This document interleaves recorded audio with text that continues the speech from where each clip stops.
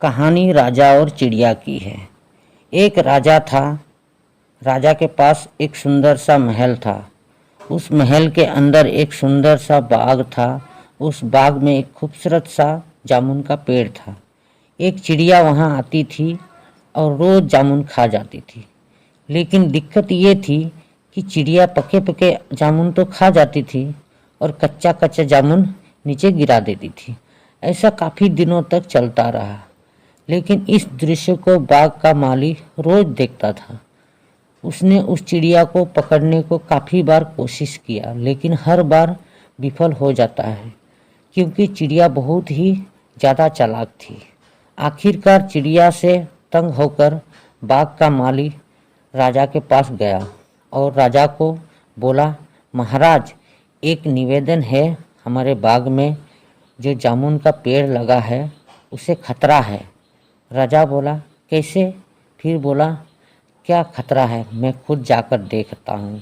राजा गया और ध्यान से चिड़िया को देख रहा था और मौका मिलते ही राजा ने चिड़िया को पकड़ लिया। अब चिड़िया दिमाग लगाया। उसने राजा को कहा कि राजा साहब, मुझे छोड़ दीजिए, मैं आपको 4 ज्ञान की बातें बता सकती हूँ। राजा ने बोला, ठीक है, बता। पहला ये कि हाथ आए दुश्मन को कभी नहीं छोड़ना चाहिए। दूसरी, अनजान बात का कभी विश्वास नहीं करना चाहिए। तीसरी, जो गया उस पर पछतावा नहीं करना चाहिए।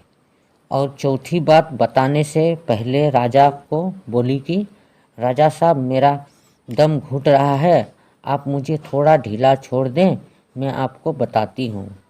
और चिड़िया मौका मिलते ही उड़ गई और बोली, मेरे पेट में 2 हीरे हैं। राजा को पछतावा होने लगा। राजा गुस्से से लाल हो गया। उसने राजा को बोला कि मैंने आपको कहा था कि हाथ आए दुश्मन को कभी नहीं छोड़ना चाहिए, फिर भी आपने छोड़ दिया।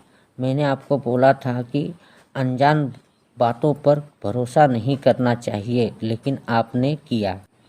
कि मेरे पेट में 2 हीरे हैं, जो कि संभव ही नहीं है, और जो हुआ उस पर ज़्यादा नहीं सोचना चाहिए, लेकिन आप फिर भी सोच रहे हो। राजा को अब समझ आया।